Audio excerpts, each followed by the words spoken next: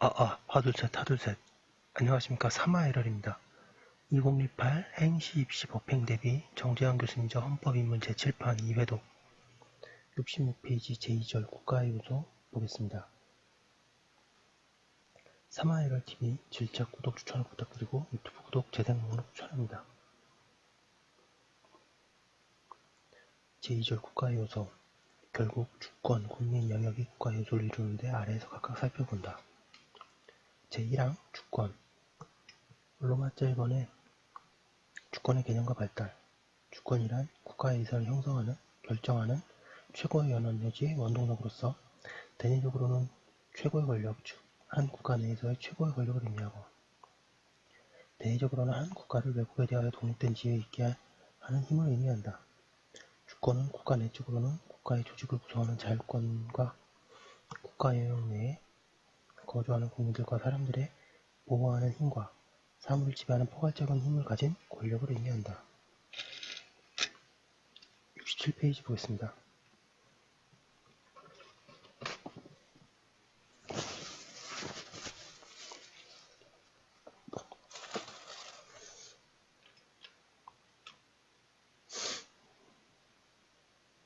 주권 개념은 프랑스의 장 보댕에 의해 그 이론적 정립이 본격적으로 이루어졌고 발달되었다. 장 보댕은 주권이란 공화국의 절대적이고도 영속적인 권력을 뜻한다는 주권 개념을 정립하였다. 객관식에 가끔 나오기도 하는데 장 보댕.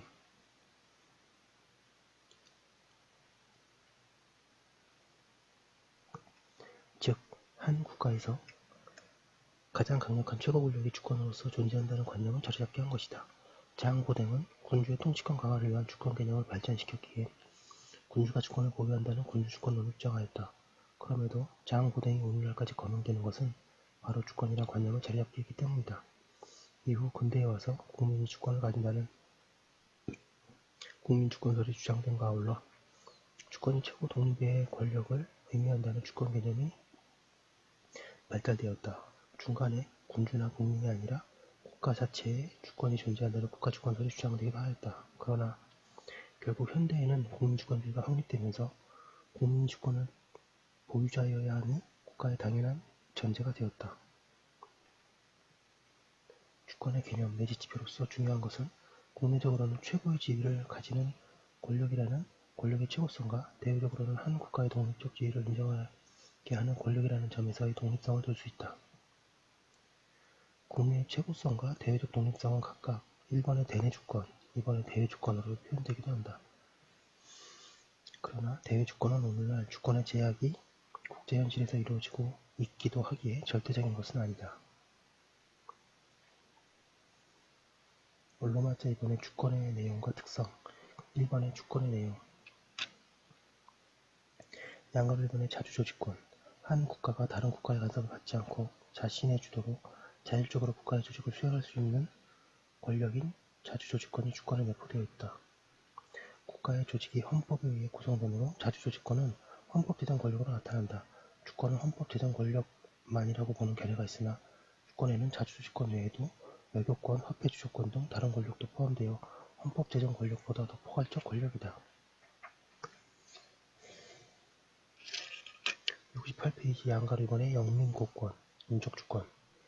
영민고권이란 그 나라의 국민에 대한 지배권을 의미하고, 이는 국내에 거주하는 국민들뿐만 아니라 해외에 거주하는 국민들에 대해서도 지배권을 가짐을 의미한다고 조금은 설명되어 왔다. 그러나 오늘날 국민주권론 하에서 주권자는 국민인데 국민에 대한 지배로 설명하는 것은 바람직하지 않다. 주권에 의해서 국민에 대한 보호 및 한 국가의 법적 작용이 국민에게 미친다고 설명함이 그리하여 인적주권이라고 부르는 것이 바람직하다. 그리하여 영민고권은 주권의 한 내용으로서 국민이 국내외 어디에 거주하든지 국가가 보호할 의무, 그리고 그 국가의 법이 국민들에게 미칠 수 있는 가능성을 의미한다. 3번의 영토고권. 지역적 주권. 일정한 영역을 다른 국가로부터 독립하여 배타적이고 독점적으로 지배할 수 있는 그 국가의 법이 적용되는 힘으로서의 주권의 한 내용을 이루는 것을 영토고권이라고 한다. 따라서 영토고권은 한 국가의 영역 내에 거주하는 사람들에 대하여 그 국가의 법이 적용되게 하고 그 영역 내에 있는 사물들을 지배할 수 있게 하는 힘을 의미한다. 2번의 주권의 특성. 로마자 양가 1번 불가분성과 포괄성. 전통적으로 주권은 나누어지지 않고 여러 권력들을 함축하고 있으며 주권에도 여러 권력들이 나온다고 한다. 그러나 오늘날 주권은 국제기구나 국가 간 연합에 일부 이양되는 것을 인정하는 예들이 실제로 있기에 주권은 일부 분할이 될 수 있다고 보는 것이 헌법 현실에 부합한다고 할 것이다.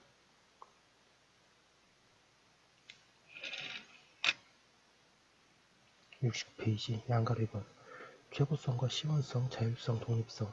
주권의 개념에서 보았듯이 주권은 한 국가 내에서 최고의 의사결정권이므로 최고성을 가진다.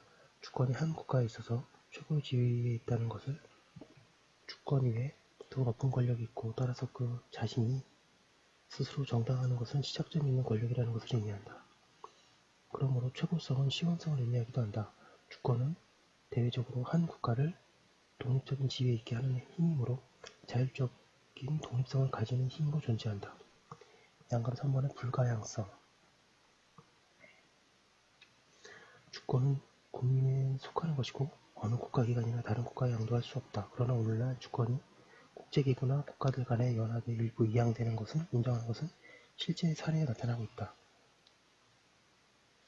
연합국가 같은 경우죠. 미국이 각 주의 독립성이 거의 굉장히 크고 유나이티드 스테이츠 오브 아메리카는 일부 주권을 또 행사하고 그런 것 같습니다. 양가로 4번의 항존성, 시효 불적용성. 주권에는 시효가 적용하지 않고 주권은 국가가 존속하는 한 항상 존재한다. 로마자 3번에 주권 보유자로서의 국민의 의미. 국민주권주의가 국민주권 보유자임을 의미하는 것은 물론이지만 그 주권자인 국민이 어떠한 국민을 말하는가에 대해 견해가 갈린다. 국민 전체가 주권자라고 보는 국민주권론과 국민 개개인이 주권자라고 보는 인민주권론의 대립이 그것이다. 양이론은 간접민주정치를 원칙으로 하는가, 직접민주정치를 원칙으로 하는가, 기소기능을 부정하는가 인정하는가 하는 등의 문제에 있어서 차이를 보인다.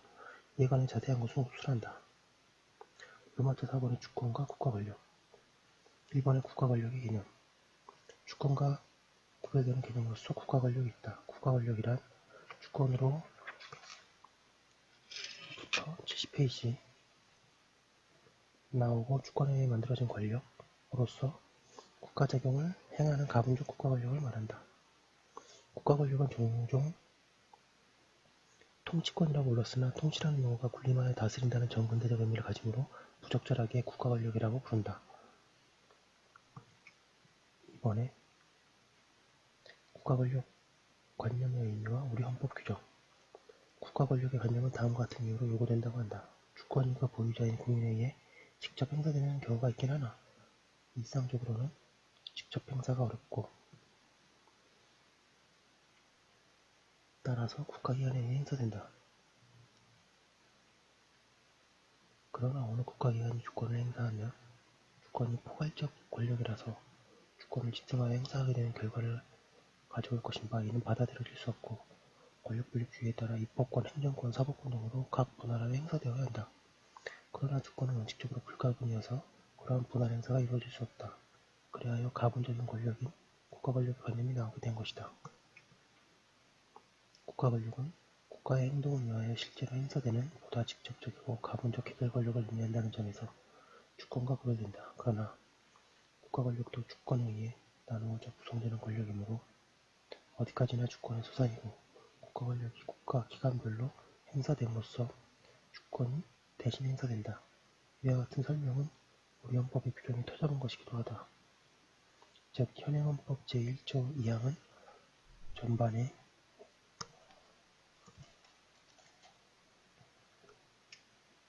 대한민국의 주권은 국민에게 있고라고 한 다음에 후반에 모든 권력은 국민으로부터 나온다고 규정하고 있는데 만약 주권과 국가 권력은 구별하지 않는 입장이라면 이처럼 주권은 있고 권력은 나온다라는 별도의 규정할 필요가 없을 것이고 단순히 주권은 국민에게 있다라고 하는 것에 그쳤을 것이다. 요컨대 우리 헌법도 주권만이 아니라 국가 권력에 대해서 규정하고 있고 주권은 내포인 헌법지정 권력으로 지정되는 헌법에 의해 구성되는 파생적이고 가분적인 권력인 국가 권력으로부터 국민으로부터 나온다고 하여 그 정당성의 근거 여론이 국민을 밝히고 있다. 예, 그림 확인하시고요. 여기까지 한 거 올려두고 잠깐 쉬었다가 다음 거 이어서 하도록 하겠습니다. 잠시만요.